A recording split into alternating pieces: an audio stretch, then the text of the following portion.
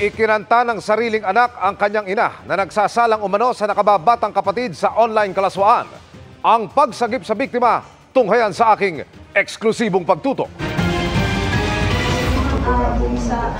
Pagpasok ng silid, unang kinustudiya at inilabas ng mga pulis ang 9 na taong gulang na biktima.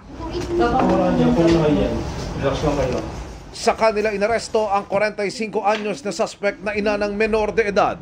Ma'am, taga Northern District Anti-Cybercrime po kami, ma'am. Inaaresto kita, ma'am, sa pagkakasalang sa RA 11930, Anti-Online Sexual Abuse or Exploitation of Children and Sisake, ma'am.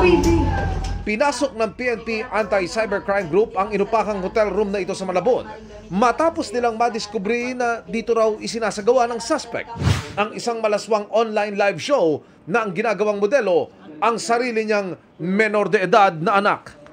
Ini-induce ito na mag-perform ng mga illicit activities like mag-modeling, nanakanyud. Itong bata naman ay pinangakuan ng nanay niya na nung una magmo-modeling lang. Yung papakita lang sa mga foreigner, sa mga parokyano na naka-swimsuit, ganyan. Pero nung kalaunan, pinapahubad na ito. Ang nagsumbong sa mga pulis, ang nakatatandang kapatid ng biktima. Hindi na daw niya masikmura yung ginagawa ng nanay niya dun sa kapatid niyang bunso. Na-engage nga namin itong suspect at nagpanggap kaming foreigner din kasi ang mga parokyano niya mga foreigner eh.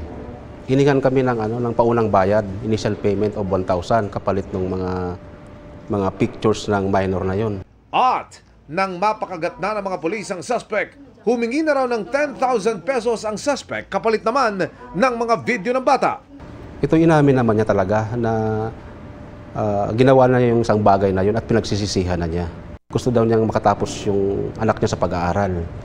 Patuloy namin sinisikap na makunan ng panig ang suspect na isinailalim na sa inquest proceedings at ipinagharap na ng mga reklamong paglabag sa Anti-Online Sexual Abuse or Exploitation of Children at Anti-Child Sexual Abuse or Exploitation Materials Act. Para sa GMA Integrated News, Emilio Sumangil, nakatutok 24 oras.